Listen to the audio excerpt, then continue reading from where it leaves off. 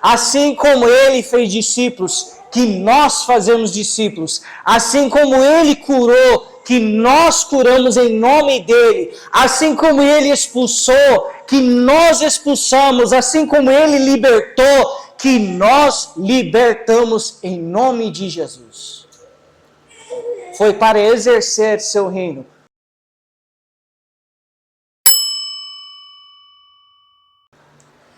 Marcos 16, 15, Jesus falando: vão pelo mundo todo e preguem o evangelho a todas as pessoas. Quem crer e for batizado será salvo, mas quem não crer será condenado. Estes sinais acompanharão os que crerem. Em meu nome expulsarão demônios. Falarão novas línguas, pegarão em serpentes e, se beberem algum veneno mortal, não lhes fará mal nenhum. Imporão as mãos sobre os doentes e estes ficarão curados. Depois de lhes ter falado, o Senhor foi elevado aos céus e assentou-se à direita de Deus. Então,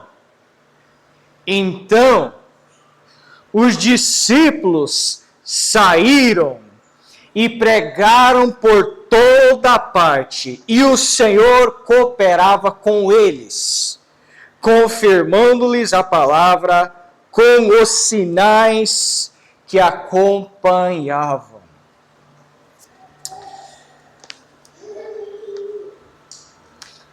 Irmãos, esse é o evangelho que pregamos. Sim, Deus, ele transforma o homem pelo poder do seu evangelho manifestado pelo seu Filho Jesus Cristo. Sim, esse evangelho que é descrito em poucas palavras aqui no texto que lemos, sim, esse evangelho pode pegar o homem mais vil, mais ímpio da cidade de Boituva, do estado de São Paulo, do país do Brasil ou do mundo inteiro, pegar esse homem e transformar ele em um homem santo e guardar ele, esse homem santo, em Deus até o dia que Cristo volte. E meus irmãos, é esse o evangelho que nós pregamos. O evangelho que traz vida para almas mortas, luz para pessoas em trevas, libertação para pessoas que são escravos do próprio pecado. Esse evangelho pega corações duros e derrete esses corações e transforma esses corações. É o evangelho que nós pregamos e o evangelho que nós vivemos. Não são palavras vazias na minha boca ou na sua, se todo dia tomamos a nossa cruz e seguimos Jesus. E esse é o evangelho que nós estamos crendo, obedecendo e anunciando. Sim, há poder. Sim, há libertação. Sim, almas são transformados pelo evangelho que nós proclamamos em nome de Jesus. E Cristo aqui, ele está mandando os seus discípulos a irem e a pregarem. Mas Jesus, quando ele andou aqui na terra, ele andou manifestando este poder e estes sinais já. Ele nasceu de uma virgem. Eu sei que vocês já sabem disso, Mas eu espero que essas verdades simples movem os nossos corações, porque eu quero chegar na pergunta: o que aconteceu com a igreja? De ela não manifestar isso mais. Mas no exemplo e na vida de Jesus, nós vemos um homem descendo do céu, dos direitos e da glória que ele tinha com seu Pai. Aquele homem chamado Jesus veio descendo sobre os homens com o evangelho do reino de Deus. E ele trouxe essas verdades e essa majestade de tal forma que quando ele nasceu, diz que o anjo do Senhor apareceu a uns pastores. E esses pastores ali ficaram espantados. Ele falou: fique em paz, fique calma, eu trouxe boas notícias. E falou sobre o nascimento de Jesus. E aí diz que de repente um exército celestial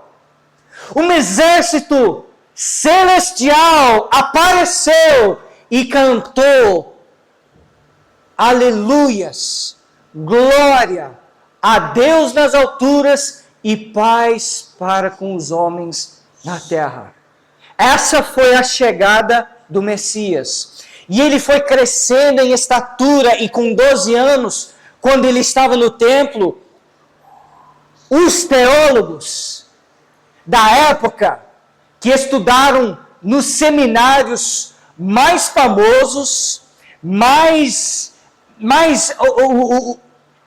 os seminários melhores da época, ficaram de boca aberta com a sabedoria que saía da boca desse menino de 12 anos. E ele crescia em graça e sabedoria e conhecimento de Deus.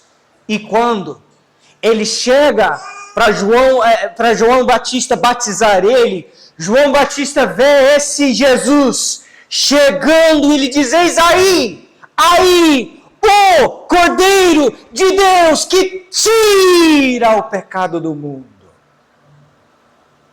Nenhum homem na história por 4.000 anos podia ser o Cordeiro para salvar o mundo, o homem. Mas chegou o nosso Salvador. E quando João Batista veio, ele já tinha falado: eu nem sou. João Batista, o maior dos profetas, falou: eu não sou digno de desatar as sandálias dos pés dele. Me batiza, Cristo. Não, é necessário que eu seja batizado por você. E quando Jesus sai da água, uma voz não veio das pessoas, não veio de João Batista, veio do céu. Alguém do céu dando testemunho do seu filho. Este, nenhum outro, este é meu filho amado. Deus deu testemunho, falando do céu. Este homem. Gente, este homem. E diz que Jesus ele foi levado, em Lucas vai contar, pode abrir, já estamos próximos, em Lucas capítulo 4, mas vai dizer que ele foi tentado, ele foi no deserto, o Espírito Santo o conduziu, mas quando ele volta, diz no versículo 14, Jesus voltou para a Galileia no poder do Espírito Santo, para dar início ao seu ministério. 16, Lucas 4, 16. Ele foi a Nazaré, onde havia sido criado, e no dia de sábado entrou na sinagoga como era seu costume, e levantou-se para ler. Foi-lhe entregue o livro do profeta Isaías. Abriu-o e encontrou o lugar onde está escrito: o Espírito do Senhor está sobre mim, porque Ele me ungiu para pregar boas novas aos pobres. Ele me enviou para proclamar liberdade aos presos e recuperação da vista aos cegos, para libertar os oprimidos e proclamar o ano da graça do Senhor. Diz, ele vai continuar falando, e 22, todos falavam bem dele, estavam admirados com as palavras de graça que saíam de seus lábios. Não tinha como um homem estar na presença de Cristo sem sentir a graça, o poder e a fragrância de Deus naquele homem. Não tinha. E aonde esse homem ia, vidas foram transformadas, pessoas eram curadas, os demônios não podiam resistir ele. Ele andava por toda parte pregando o evangelho, e vidas e almas foram transformadas pelo poder do evangelho deste reino que Jesus Cristo veio estabelecer. E é esse evangelho que nós vivemos, é esse evangelho que nós proclamamos, e é esse evangelho que Jesus vivia, passou para os seus discípulos, e não tinha ninguém que podia dizer não a ele. Demônios tremiam, enfermos foram curados, aonde ele ia, o mal tinha que se afastar. Tanto é que ele diz para os seus discípulos, eu vi com meus olhos Satanás cair do céu como relâmpago. Pum! Jesus estava invadindo as trevas com luz. Jesus estava invadindo a dureza do coração do homem com a verdade. O engano tinha que ir embora porque a verdade chegou. E Jesus estava exercendo o reino de Deus aqui na terra. Ele morreu, mas ele não ficou lá. Ele ressuscitou com glória, com poder, e ele se revelou aos seus discípulos. E agora Jesus acabou 3 anos de ministério, de cura, de fazendo discípulos, de pregando o evangelho, Não. Estamos apenas começando. Jesus aqui está dizendo agora, no Marcos 16, passagem que lemos, vocês vão pelo mundo todo e preguem o evangelho a todas as pessoas. Esse evangelho não é apenas para Jerusalém, Israel, mas para todos os confins da terra. E Jesus esperava, ele queria que esse evangelho continuasse no mesmo poder em que começou. Que assim como começou nele, que entre seus discípulos, eu, você, esse evangelho espalha da mesma forma. Assim como ele fez discípulos, que nós fazemos discípulos. Assim como ele curou, que nós curamos em nome dele. Assim como ele expulsou, que nós expulsamos. Assim como ele libertou, que nós libertamos em nome de Jesus. Foi para exercer seu reino. Por quê? Jesus, você vai embora. Por quê? Porque eu vou aumentar o meu reino. Eu vou para o céu, lá em cima, e eu vou mandar meu Espírito Santo para operar até os confins da terra, para que eu não preciso ser preso neste corpo. Porque se Jesus ainda estava em corpo, ele só poderia estar em Jerusalém, São Paulo, Japão, China, sem estar nos outros lugares. Mas com o derramado Espírito Santo, ele pode estar em todos os lugares ao mesmo tempo. exercendo o seu reino. E se nós lemos o livro de Atos, isso aconteceu. Isso aconteceu. Apesar das perseguições, apesar das aflições, apesar das dificuldades, os discípulos de Jesus fizeram discípulos, curaram os enfermos, expulsaram os demônios e pregaram para vários lugares. Paulo chega a um ponto de dizer, preguei em toda a Ásia, acabou meu trabalho aqui, acho que eu vou para Roma.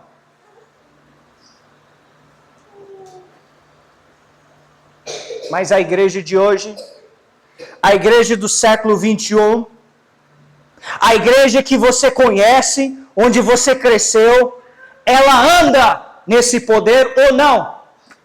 Será que Atos é apenas um museu para os cristãos do século 21 entraram e ficaram admirados e lembrar de como eram as coisas? Virou apenas um museu para a gente, João aí, Pedro aí, olha o que eles estão fazendo. Ou será que Atos é para hoje? Interessante, quando eu converso com crente que fala, não, Atos já acabou, foi apenas uma história. Esses mesmos crentes falam assim, é mais importante a prática do que o falar. O que falamos é importante, mas temos que também viver e fazer. O título do livro, meu irmão, é Atos. É ação, é o que eles faziam. Não foi apenas o que eles falaram, foi o que a igreja, no seu poder inicial, fez. Atos. Esses atos são para hoje e são para nós até a volta de Cristo. Eu trouxe aqui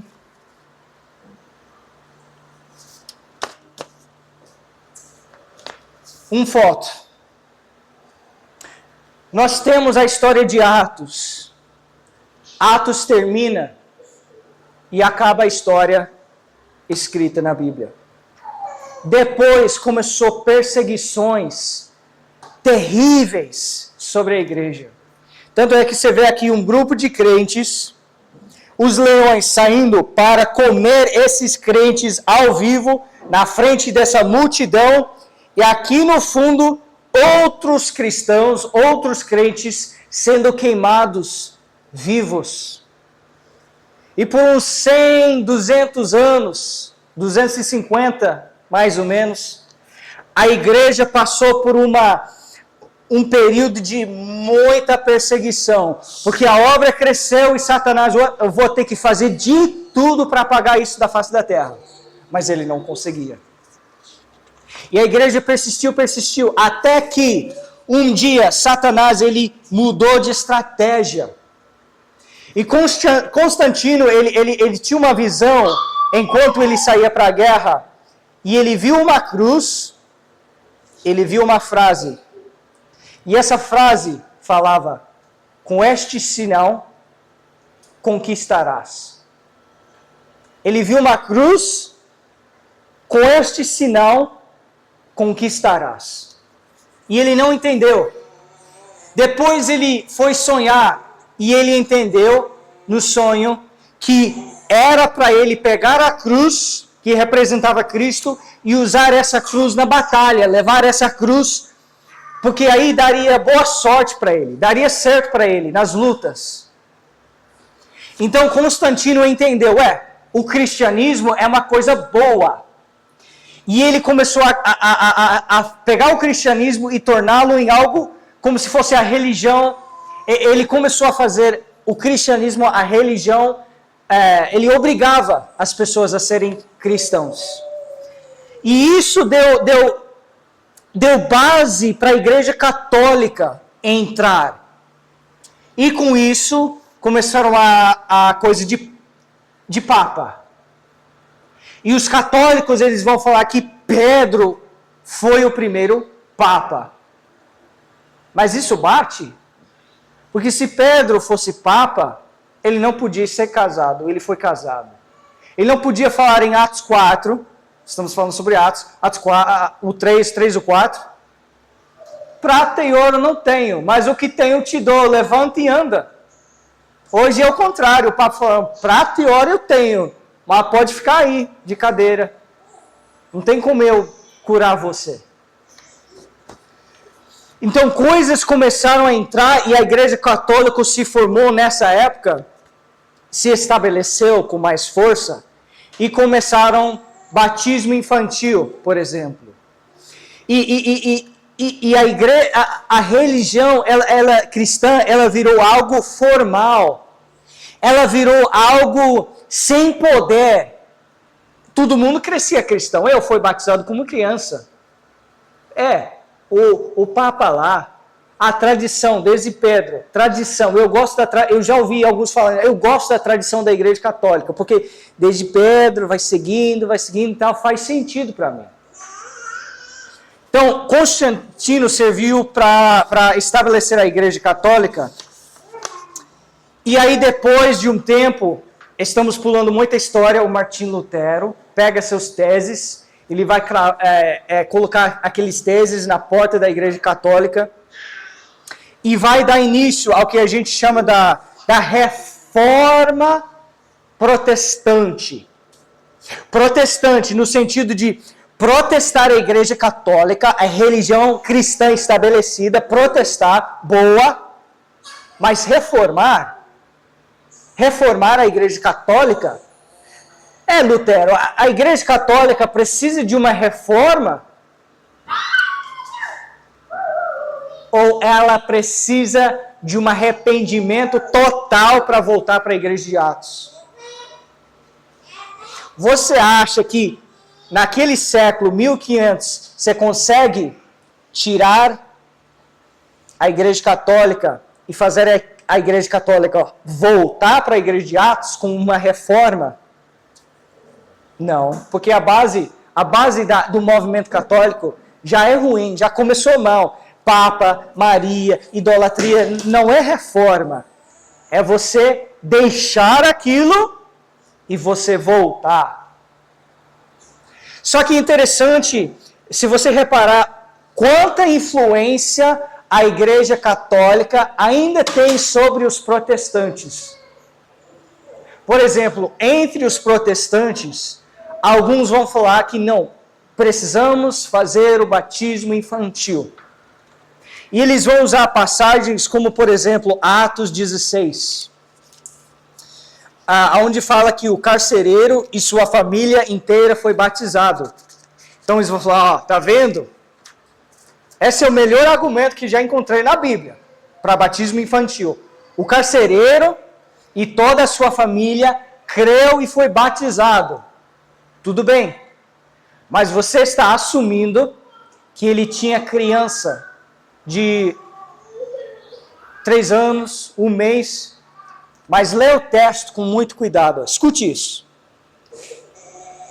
Então os levou para a sua casa, serviu-lhes uma refeição, e com todos os de sua casa, alegrou-se muito por haver crido em Deus. Diz que ele, com toda a sua casa, ficou alegre por ter crido em Deus. Você acha que ela, por exemplo, consegue ficar alegre com toda a casa porque ela creu em Deus? Você acha que um filho de 4 anos, 5 anos, pode ficar alegre com toda a casa porque ela creu em Deus? Acho que não.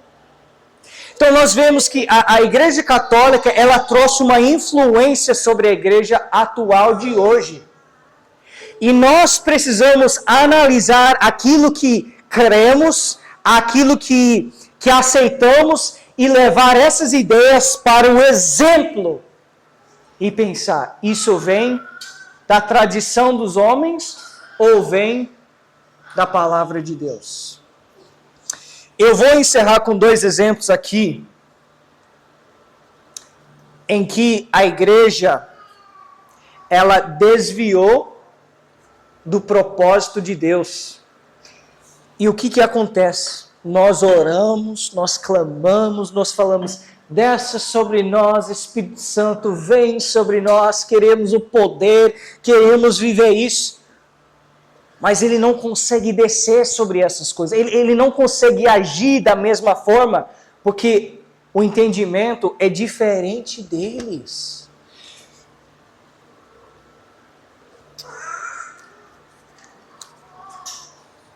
Na igreja hoje, o pastor faz tudo. Ele faz batismo, casamento, evangelismo, discipulado, ele faz tudo. E os outros esquentam banco domingo após domingo. Não há entre as igrejas hoje o corpo inteiro funcionando. E você quer ver algo que aconteceu em Atos? Quem batizou Paulo? Foi Pedro? Foi João? Vê aí capítulo 9.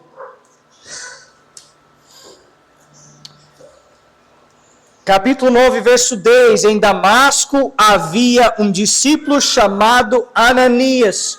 E o Senhor chamou numa visão Ananias. Eis-me aqui, Senhor, respondeu ele. O Senhor lhe disse, vá à casa de Judas, na rua chamada Direita, e pergunte por um homem de Tarso chamado Saulo. Ananias foi apenas um discípulo. Deus não pegou Pedro, Deus não pegou qualquer outro. Ananias, vem cá. Ananias vai na casa onde Paulo está. Ananias coloca as mãos nele. 17. Entrou na casa, pôs as mãos sobre Saulo e disse, irmão Saulo, o Senhor Jesus que lhe apareceu no caminho por onde você vinha, enviou-me para que você volte a ver e seja cheio do Espírito Santo. Ananias, cadê seu certificado de pastor? Você estudou em qual escola, Ananias? Eu sou discípulo de Jesus. E eu vim fazer o que o Espírito quer que eu faça. O que a igreja de hoje está fazendo? Ela está tentando viver o modelo do Novo Testamento no modelo do Velho. No Velho você tinha os levíticos e o templo, e só eles podiam servir a Deus entre todo o povo naquele lugar. E hoje é assim, não, só esse grupo de pessoas podem servir a Deus naquele lugar, lá na igreja, lá. E aí Jesus fala, se você pega vinho novo e coloca em odres velhos, o que acontece? Bom, rompe e derruba no chão e fica estragado. Se nós tentamos viver o Novo Testamento, esse evangelho com as ideias do velho, acontece a mesma coisa. Fica estragado. E é isso que acontece na igreja. Não, só o pastor pode fazer.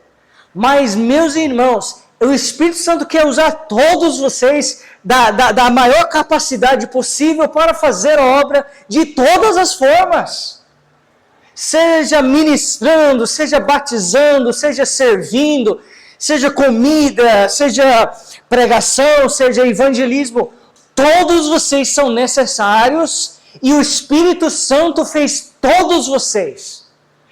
Foi derramado sobre todos nós para fazermos essas coisas. Quando você for no mercado, pensa assim. Olha esse povo todo aqui. Ou numa praça, ou na rodoviária, olha lá. Olha todo esse povo aqui. Não é meu pastor que vai pregar para eles, não. Sou eu. Eu sou sacerdote, eu sou rei, eu sou profeta, e cabe a mim ministrar para essas pessoas. Eu sou, da parte do Espírito Santo, a luz e sal aqui neste lugar. Senhor, me usa. Não fica aguardando o irmão, o pastor, não. Você está naquele lugar para ser usado por Deus. Só que a ideia de hoje não. Ele é evangelista. Então eu não posso falar. Ele é o pastor. Eu não vou. Não. Ah, você tem uma dúvida? Vem cá, vamos para o pastor, ele consegue responder. E aí os membros da igreja nunca crescem, nunca vão amadurecer. Por quê? Porque eles não são usados. O Espírito Santo não consegue usar eles. Então são ideias do Velho Testamento, ideias que eu vou dizer que vêm da igreja católica, contaminando o evangelho simples de Jesus Cristo e o que Ele quer para a sua vida.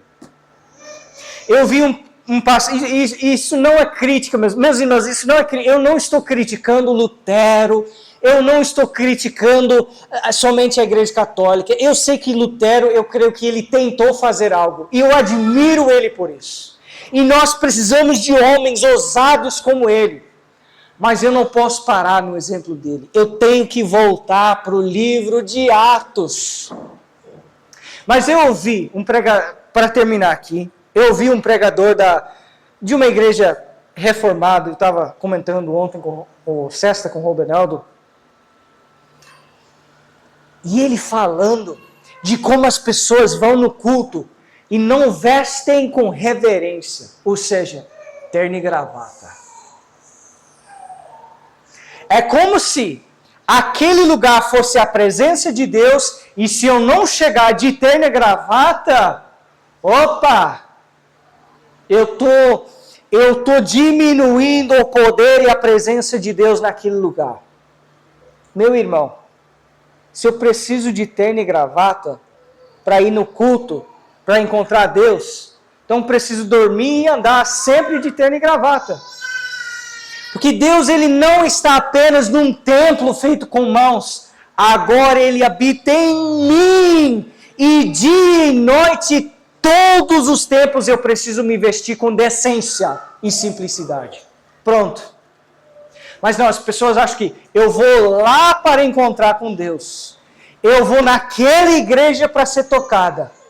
Quando Ele está agindo aqui e agora. Vocês querem viver no poder? Vocês querem viver isso? Vamos renovar as nossas mentes com o entendimento da palavra e entender como podemos voltar para essa simplicidade de fazer discípulos, de pregar o evangelho, de você ser usado por Deus para que esse evangelho possa ir além dessas portas e dessa casa. Que assim seja. Bendito Pai, obrigado, Senhor, pela Tua palavra, pela ajuda do Teu Espírito Santo, pela Tua verdade.